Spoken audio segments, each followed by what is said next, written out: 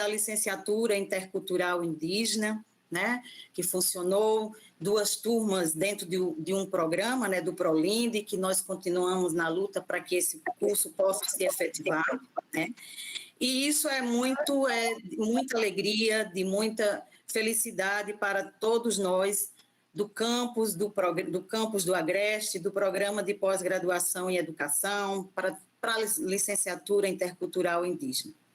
Então, a defesa de Roseane, como eu disse, ela soma-se às 122 defesas já realizadas, né? E, mais do que isso, ela vem também confirmar, consolidar nosso compromisso, né?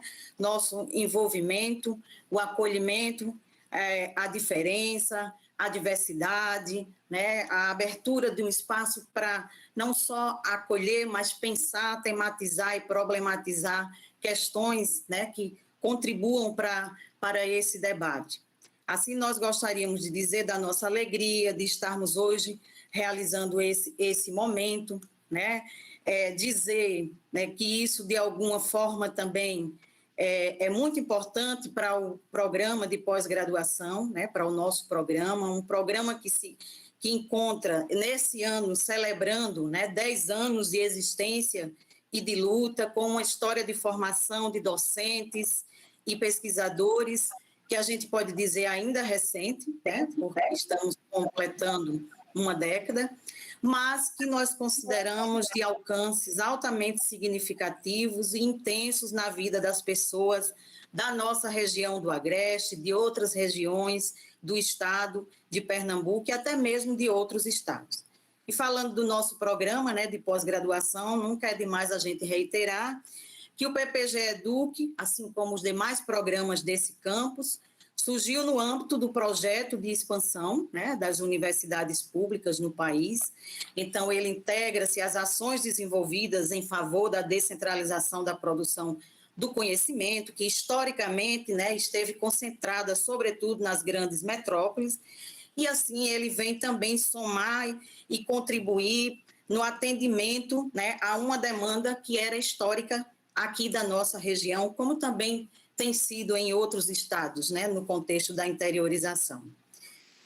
Desde esse surgimento, o programa ele tem contribuído decisivamente, né, para a formação de docentes e de pesquisadores que vêm atuando em diversos espaços educativos, né, seja eles espaços educativos escolares, não escolares, né, e desenvolvendo pesquisas muito importantes, relevantes, estudos muito importantes para o campo da educação, em especial as temáticas que se relacionam aos dilemas e aos desafios da nossa região. Então, foi, portanto, na perspectiva de consolidação política da interiorização, né, foi nessa perspectiva de uma consolidação política da interiorização que o nosso programa, né, ele surgiu, né, que surgiu há 10 anos atrás a proposta de implantação desse curso de mestrado acadêmico em educação no estado de Pernambuco e que esse ano também inicia sua primeira turma de educação. Então, é assim, com muito prazer que damos início à atividade de defesa de uma professora da educação básica, né? Mas não só professora da educação básica, uma professora indígena que hoje partilha conosco, né? E com todos os professores, indígenas ou não, o seu estudo, sua pesquisa sobre a prática pedagógica do seu povo e das suas escolas, né, especialmente do povo chucuru, mas que trará grandes contribuições para os demais povos, para a discussão das experiências educativas do povo indígena do estado de Pernambuco e inclusive também de outros estados. Então, é uma dissertação, né, um estudo que se soma, né, aos demais estudos, que vem nos possibilitar ensaiar e ampliar a possibilidade para a produção do conhecimento, né, que cultiva desejos, né, e que nos apresenta possíveis para dizer a educação.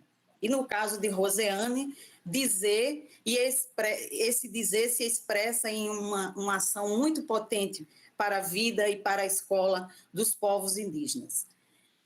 Assim, eu inicio fazendo esse registro, destacando essa particularidade dessa defesa hoje, né, por tudo que já coloquei aqui anteriormente.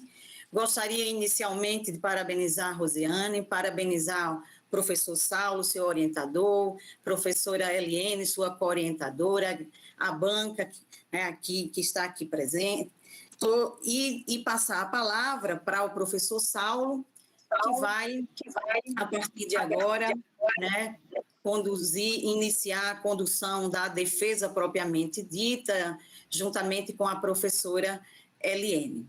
Então, sejam todos muito bem-vindos e bem-vindas, e vamos aproveitar a nossa tarde hoje, né, de reflexão. Saulo, é com você. Saulo, antes de passar a palavra para você, está tendo um problema na transmissão pelo YouTube. Dionísio, só está lá 1 minuto e 15 segundos, aí sai do ar e passa para outra página. Tem.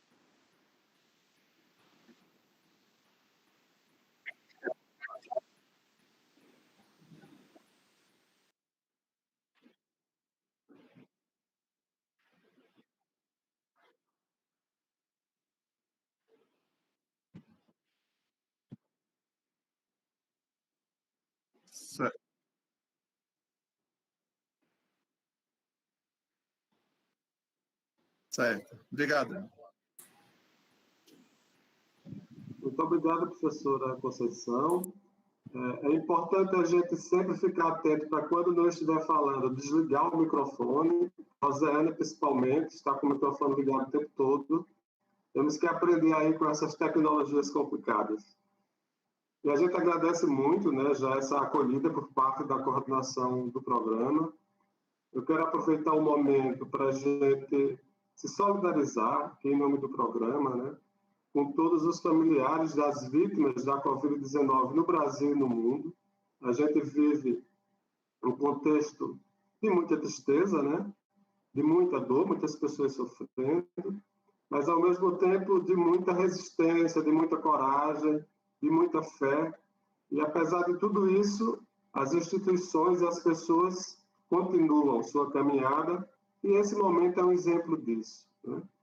Então, a gente quer aproveitar o momento para dizer que nós, os docentes e os discentes, temos consciência desse momento conjuntural, que é bastante complicado, e é justamente por isso que nós estamos nos encontrando dessa maneira virtual. O ideal seria que essa defesa estivesse ocorrendo no território Chucuru, na terra de Rosiane, com todo mundo podendo assistir, a banca toda se deslocando para lá. Esse era o nosso desejo.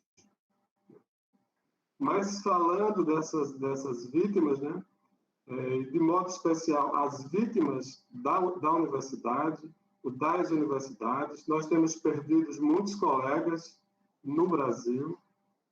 Através de Sandro Lobo, que está aqui na sala, eu tomei conhecimento que só a Universidade Federal do Amazonas perdeu 33 professores durante a pandemia, alguns aposentados, outros em exercício, e ontem a Universidade Pública Brasileira ficou também mais triste, porque perdeu 2 importantes professores com uma contribuição intelectual de muita validade para a nossa academia brasileira, para as nossas universidades públicas. Um deles foi o professor Marcos Antônio Braga de Freitas, da Universidade Federal de Roraima, um dos grandes incentivadores da licenciatura em Cultural Indígena e dos programas que envolvem a educação específica diferenciada, foi vítima de Covid, né? Marcos Antônio é natural do Ceará, ele fez graduação em Ciências Sociais na Universidade Federal do Ceará, e o mestrado e o doutorado ele fez já na Universidade Federal do Amazonas, foi criando essa vinculação com a realidade amazônica, e depois prestou concurso para a Universidade Federal de Roraima, tendo permanecido por lá desde o ano de 2004. Ele também contribuiu com esse momento, porque ele veio a convite da professora Eliane Amorim para o início, né, da licenciatura Cultural Indígena aqui no CA, trazendo a experiência acumulada lá em Roraima, né? Então, uma perda também para o movimento indígena, para o movimento indigenista, para as grandes causas do nosso país. E ontem também faleceu o professor Miroslav, da Universidade de Brasília, né? Todos dois estavam bastante atuantes. O professor Miroslav, ele era professor do curso de Direito da UNB, mas também foi professor em outras universidades. Ele fez doutorado na Universidade de Frankfurt, fez o mestrado lá, depois fez o doutorado na Universidade da Sorbonne, na Universidade de Paris IV, e foi professor em vários países. Ele foi professor na Iugoslávia, na Turquia, na Espanha, no Japão, e nos últimos anos era professor da Universidade de Brasília. Então, nós estamos também em luto, né, por essas perdas do dia de ontem, assim como várias outras instituições perderam pessoas importantes. E até em respeito a todos esses importantes, né, intelectuais que partiram, né, dessa maneira trágica, a gente aproveita o momento de hoje para demonstrar também o nosso compromisso com a pesquisa, o nosso compromisso com a universidade pública, o nosso compromisso com a busca da justiça epistêmica. Então, nessa tarde, a gente está realizando também uma justiça epistêmica com uma mestranda que vai nos apresentar toda uma discussão a partir de concepções que são construídas na coletividade, no seu povo, na sua comunidade. Esse momento é também um momento da gente celebrar as conquistas do movimento indígena e do movimento indigenista aqui no estado de Pernambuco e no Brasil, né? Nós estamos aqui com Rosiane, mas como ela mostrou no início, há várias pessoas da escola, ela está na Escola Mimbi, na aldeia Pé de Serra, na terra indígena Chucuru, e algumas pessoas estão acompanhando, então está sendo projetada lá a imagem dessa defesa, e é muito importante a gente ter o povo Chucuru aqui presente, né? Mas também nós temos presente aqui algumas pessoas e organizações desse campo indigenista, como o CIMI Nordeste, representados aqui pela coordenação, na pessoa de Alcilene Bezerra e de Francisco Bispo. E nós temos aqui a professora Liene, que é quem vai presidir a banca, eu fui o orientador, tivemos a honra de contar com a orientação dela, e a professora Liene, juntamente com a professora Caroline Leal e a professora Heloísa Eneida, todas elas aqui nessa sala, tiveram um papel determinante na construção da proposta de educação escolar indígena aqui no estado de Pernambuco. A Helene atuou inicialmente no CIMI, no Conselho Indigenista Missionário, depois no Centro de Cultura Luiz Freire, e através do Centro de Cultura Luiz Freire, as professoras Helene, Caroline Leal e Heloísa Eneida se dedicaram a um programa chamado Escola de Índio, e através desse programa, todos os povos indígenas de Pernambuco começaram a discutir propostas para a educação escolar indígena e a construir o que hoje nós temos, que é uma mobilização muito grande do movimento indígena de Pernambuco. Nós temos a Comissão de Professores e Professoras Indígenas de Pernambuco, e nós temos hoje todos os povos indígenas conquistando e vivenciando experiência de educação escolar indígena específica em cada aldeia, em cada povo. Então, para nós também é um motivo de celebração, e a Universidade Federal de Pernambuco contribuiu muito quando acolheu todos com a licenciatura em Técnica Cultural Indígena, depois com uma especialização em História das Culturas Indígenas, e agora, Rosiane chegando aqui no mestrado, a gente fica muito feliz. Então, eu passo agora a palavra à professora Eliene, que vai instalar a banca e dar continuidade aos trabalhos, já desejando muita sorte à Rosiane.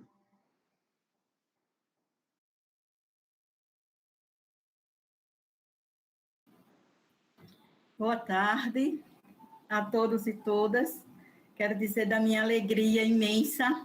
Obrigada pela memória. Carol escreveu ali no chat, agradecendo a memória de Saulo. Eu também quero agradecer.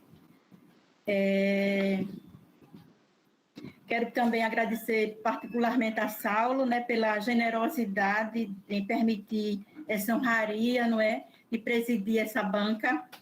É a minha primeira banca também que eu presido, e que coisa boa que é de Rosiane.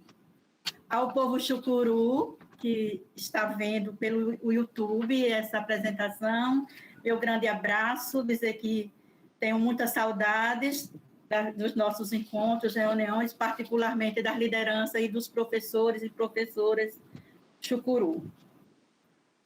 Então, vou aqui ler as normas do Programa de Pós-Graduação de Educação Contemporânea da UFPE-CAA, que são as seguintes. Primeiro, Roseane, você vai dispor de 30 minutos para a sua exposição. Logo em seguida, nós temos Jansen e Sandro, que são os examinadores internos, 15 minutos para cada um, arguir a Roseane, e ela, por sua vez, terá mais 30 minutos para responder à arguição. Logo em seguida, após a última arguição, nós vamos nos retirar do recinto, eu, Jansen, Sandro e Saulo, né, para deliberação, e nós deveremos atribuir a Roseane o título a situação de aprovada, de reprovada ou em exigência. Depois, a gente volta para a sala e logo em seguida eu lerei a ata, né, dando a Roseane o título a situação que a banca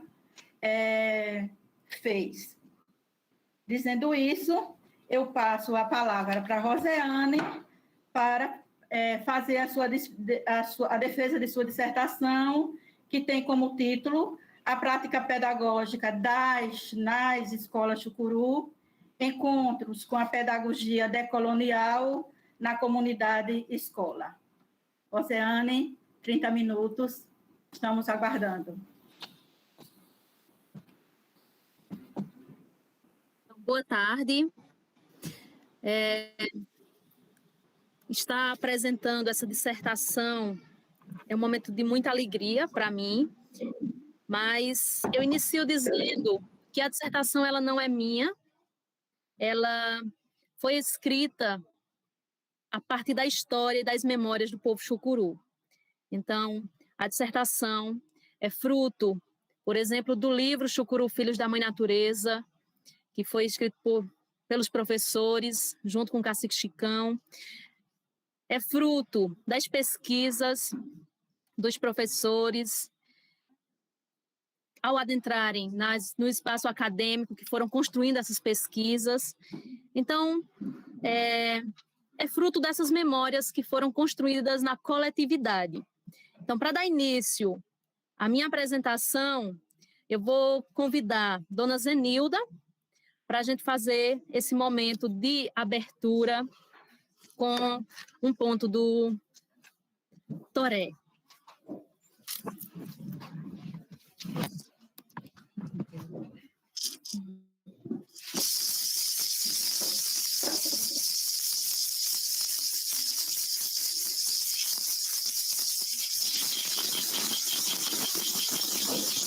Oh, na reina, reia.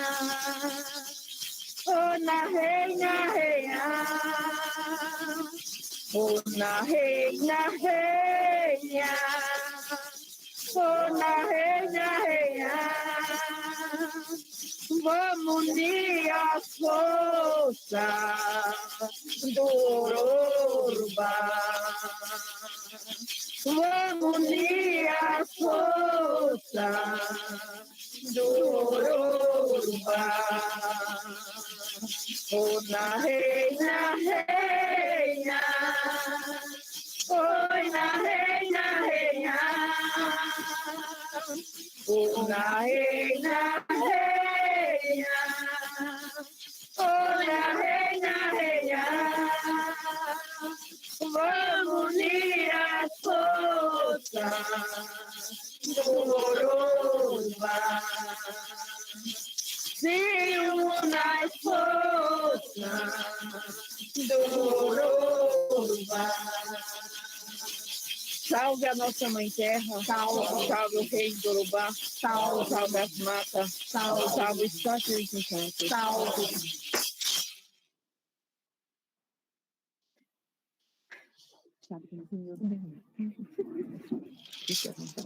Força.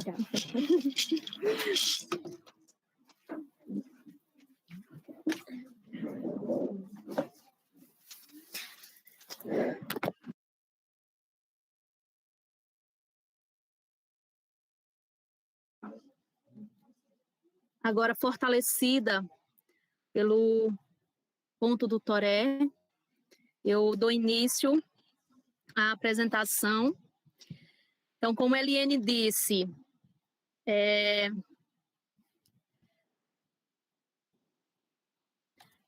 o tema dessa pesquisa é a prática pedagógica nas escolas Chucuru, encontro com a pedagogia decolonial na comunidade escola.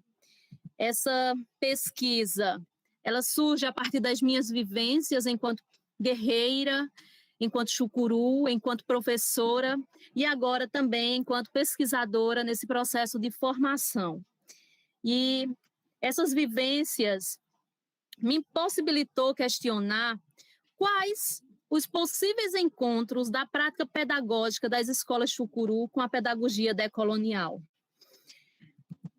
A gente parte do objetivo geral, que é investigar os possíveis encontros da prática pedagógica das escolas chucuru com a pedagogia decolonial, e temos como objetivos específicos especificar as concepções de educação indígena e educação escolar indígena chucuru. Identificar e caracterizar a pedagogia chucuru, tendo em vista as relações comunidade-escola, e caracterizar os possíveis encontros entre a prática pedagógica nas escolas chucuru e a pedagogia decolonial. Essa pesquisa, ela é fruto, como eu disse, dessas vivências que acontecem na Mãe Terra. Então, a Mãe Terra, ela passa a ser a nossa universidade. A natureza, como Dona Zenilda mesmo diz, é a Universidade Chucuru, porque é na natureza sagrada, é na nossa Mãe Terra que a gente aprende os valores, os princípios, a gente aprende os saberes e a gente aprende a ser chucuru. E então, essa pesquisa, ela nasce do próprio território, que é nosso. E ela é construída e vai sendo elaborada a partir da coletividade. Então, pensamos essa pesquisa a partir do coração. A ciência, ela, em nome da neutralidade, delimitada pela razão cartesiana, ela impossibilita a vivência de emoções. E nós entendemos que é impossível adentrar no território chucuru e não nos deixarmos tocar pelo sagrado, não nos deixar tocar pela ancestralidade e não nos deixar tocar e transformar esse toque mesmo em uma escrita a partir do coração.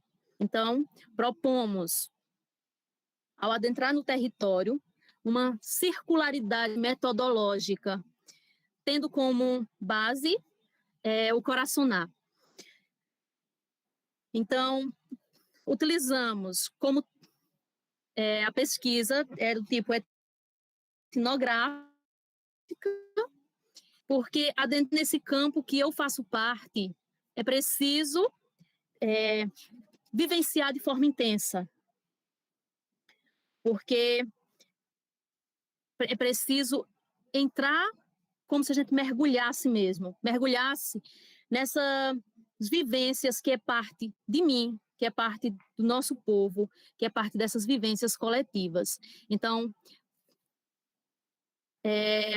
utilizamos como instrumentos para a construção dos dados a observação participante, que foi realizada em 2 escolas do povo chucuru, sendo uma na região Serra e região Ribeira, uma dessas, uma escola grande, que atende a todos os níveis de ensino, e a outra que atende apenas da educação infantil aos anos iniciais do ensino fundamental.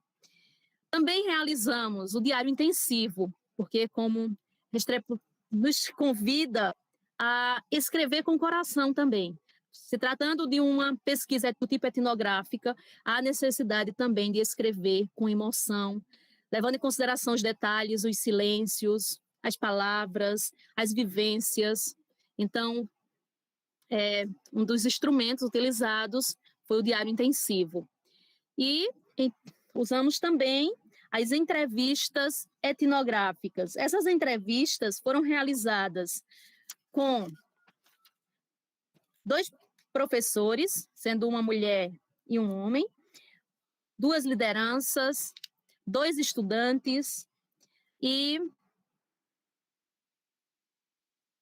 2 professores, um professor e uma professora. Utilizamos como estratégia que as pessoas fossem das 3 regiões do povo chucuru. Então, tinham 3 pessoas que faziam parte da região Serra, 3 pessoas que faziam parte da região Ribeira e 2 pessoas da região Agreste. Foi utilizado a paridade de gênero e essa pesquisa, nós não utilizamos a análise. Por quê? Porque adentrar no território chucuru, que é parte de mim, para analisar, não é o que a gente propõe. A gente propõe um diálogo entre os conhecimentos que são produzidos no próprio território, que para nós são de crucial importância, porque é eles quem vão possibilitar a existência de uma formação do guerreiro e da guerreira chucuru, e um diálogo desses conhecimentos com aqueles conhecimentos dos teóricos que foram reconhecidos pela comunidade acadêmica. A exemplo dos teóricos filiados ao pensamento decolonial.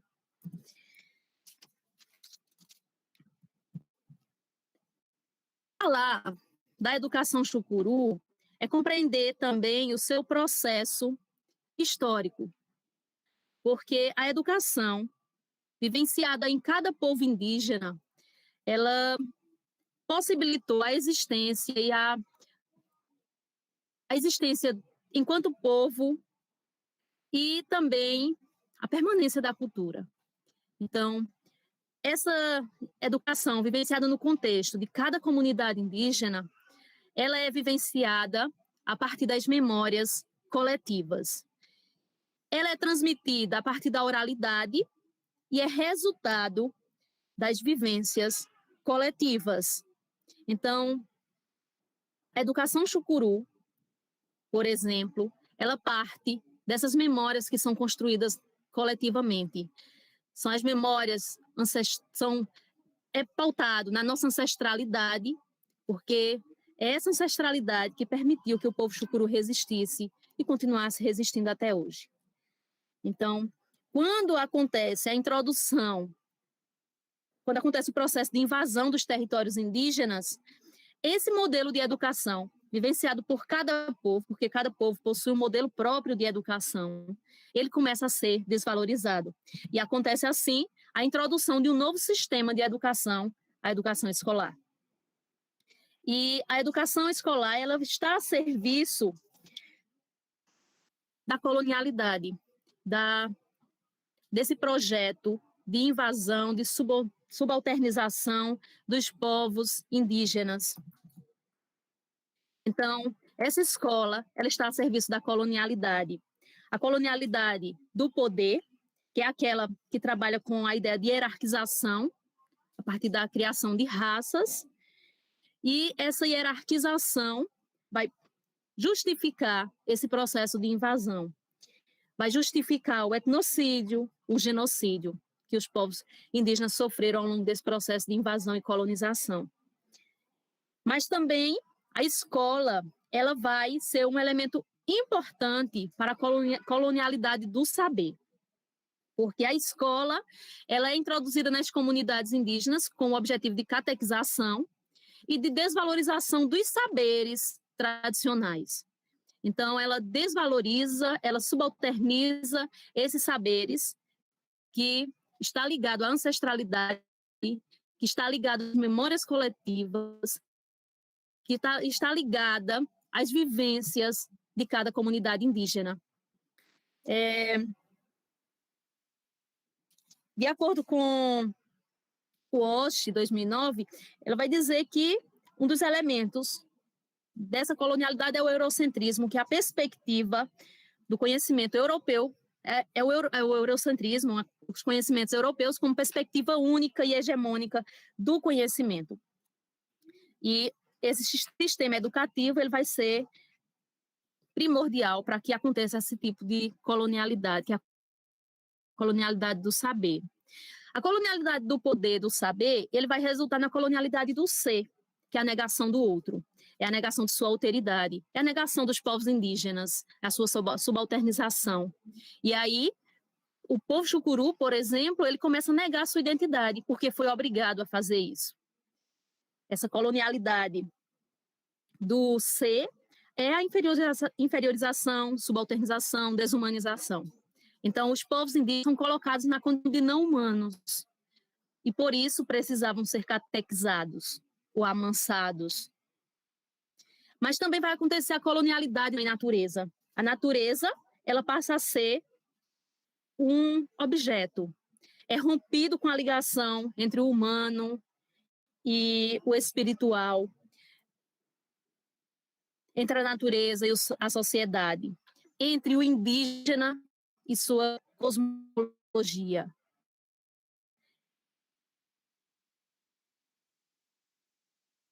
Então, utiliza-se essas colonialidades indígenas para possibilitar a apropriação dos territórios, a exploração.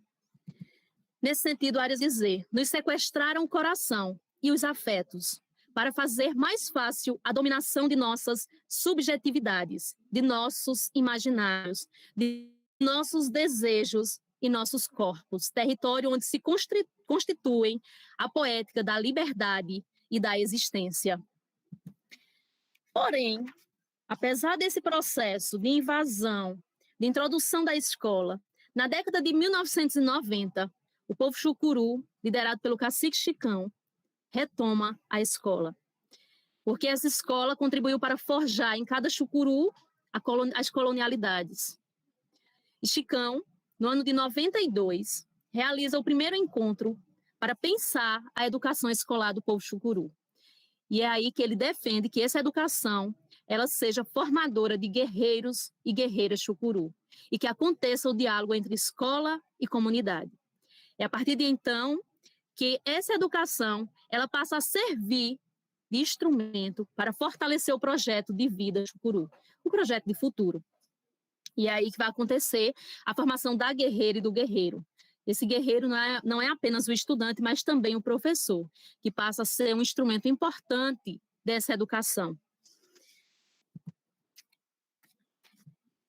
Tendo em vista essa educação defendida pelo cacique Chicão, a gente entende que, a partir de então, acontece uma pedagogia chucuru.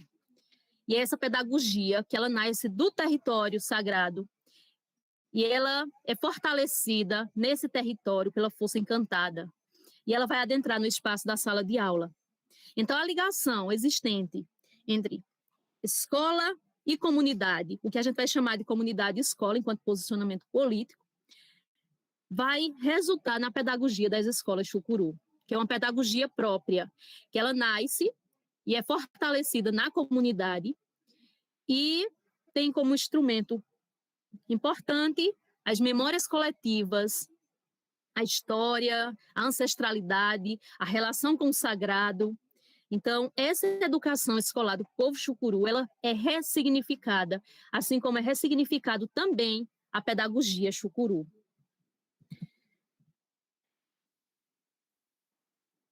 E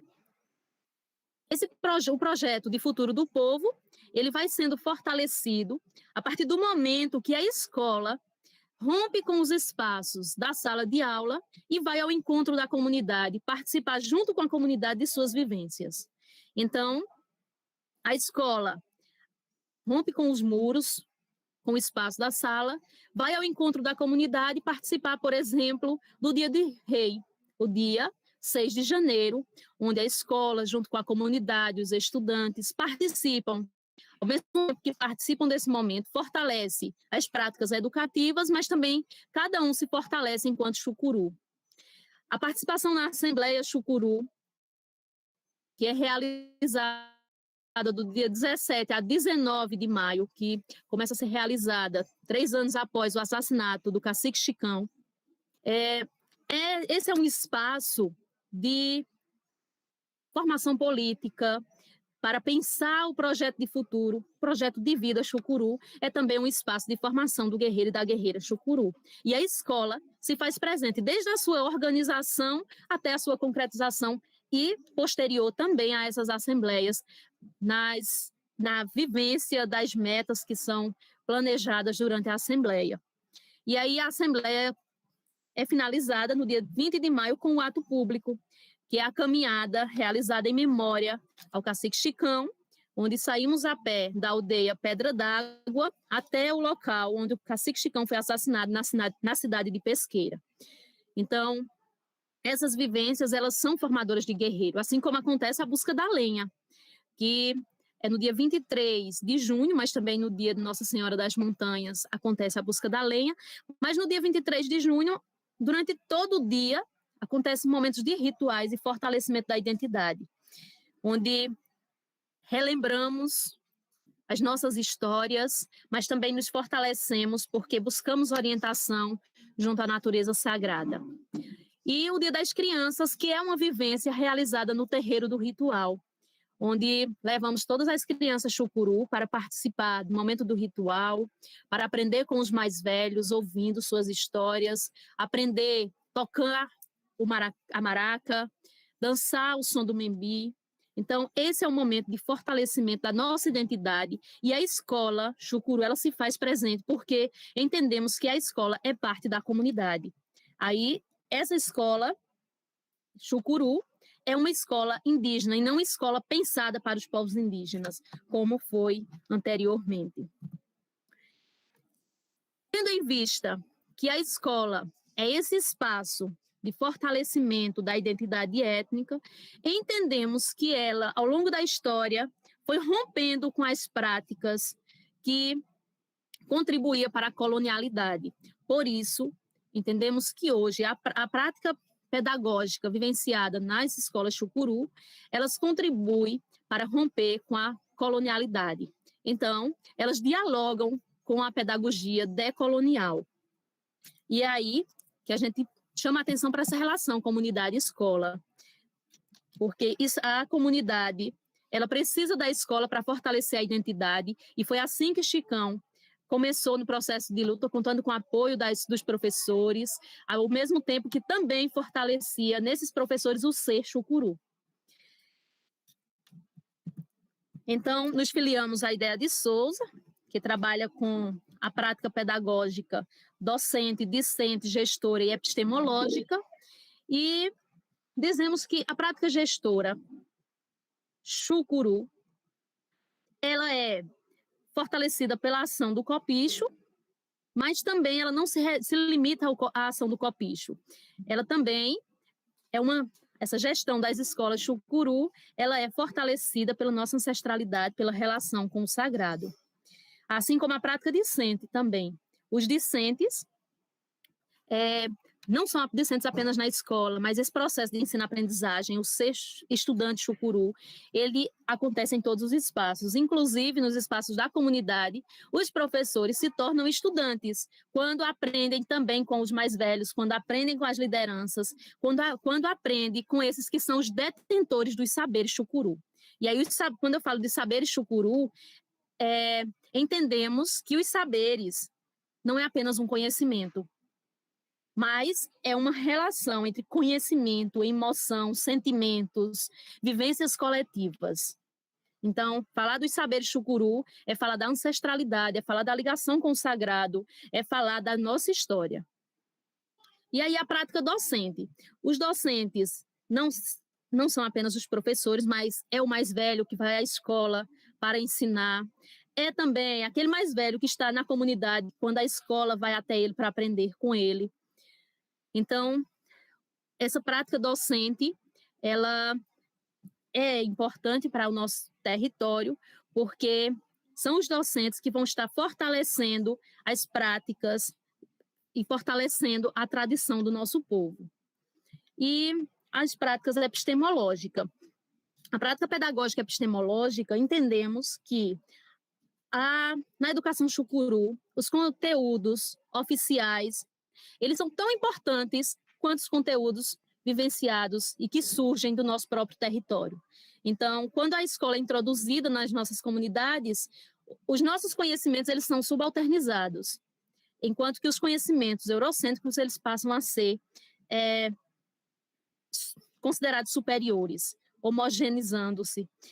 Mas, quando o povo chucuru assume a responsabilidade pela escola, a gente entende que esses conhecimentos que surgem no território chucuru, ele é tão importante quanto qualquer outro conhecimento, porque é ele que vai formar o ser chucuru, o ser guerreiro e guerreiro. Das escolas chucuru, com a pedagogia decolonial,